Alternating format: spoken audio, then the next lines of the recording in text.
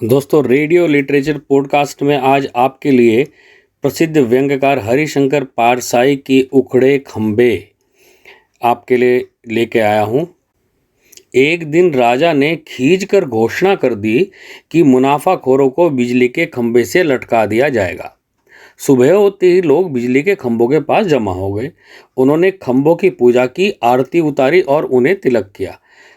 शाम तक वे इंतजार करते रहे कि अब मुनाफाखोर टांगे जाएंगे, और अब पर कोई नहीं टंगा गया।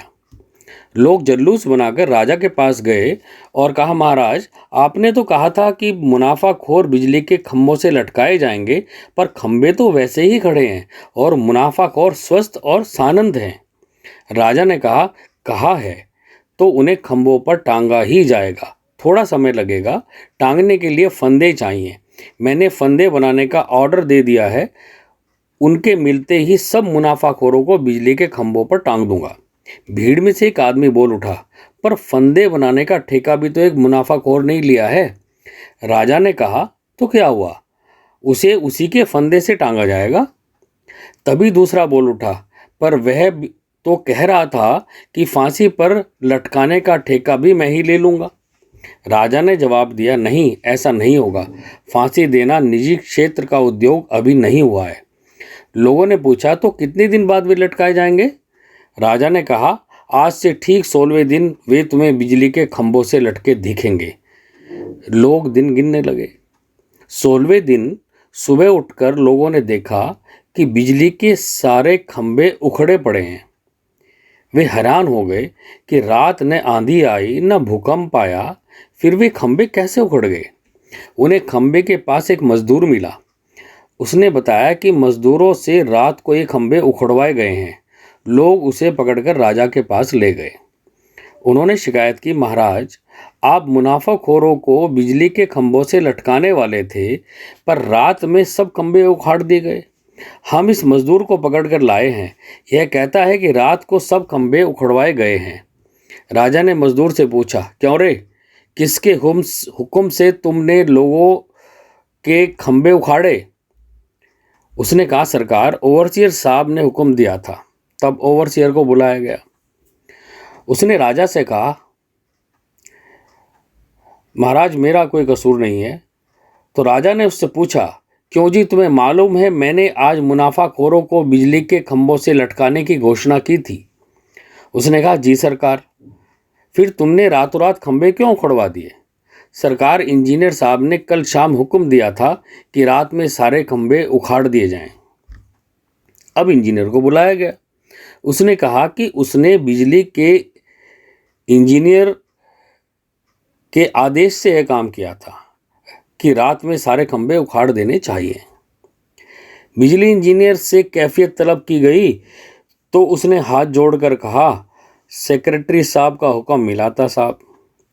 विभागीय सेक्रेटरी से पूछा राजा ने कि खंभे उखाड़ने का हुक्म तुमने क्यों दिया भाई?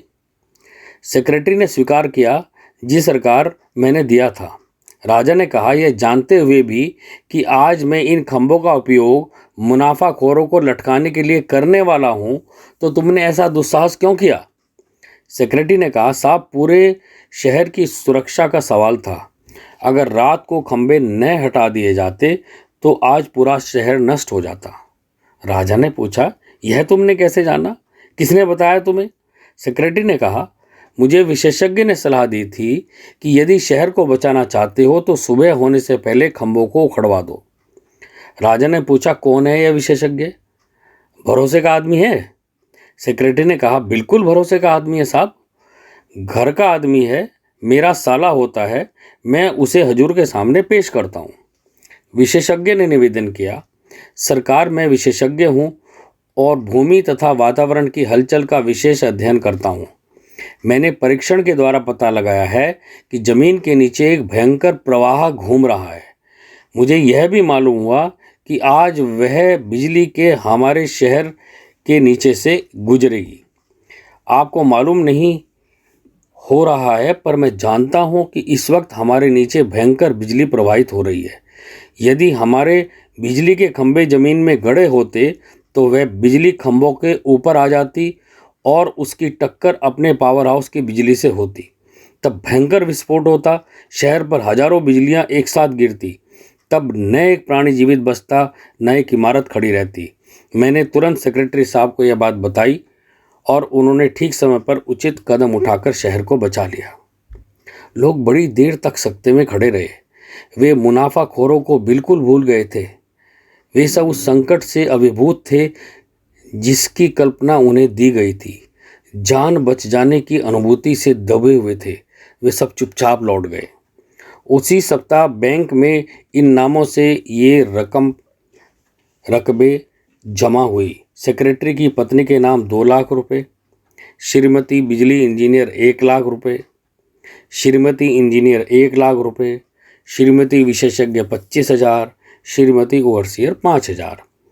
उसी सप्ताह मुनाफाखोर संघ के हिसाब में नीचे लिखी रकम में धर्मादा खाते में डाली गई। कोड़ियों की सहायता के लिए 2 लाख रुपए, विधवा आश्रम को 1 लाख रुपए, क्षय रोग अस्पताल को 1 लाख रुपए, पागलखाने को 25,000 रुपए और अनाथालय को 5,000 रुपए।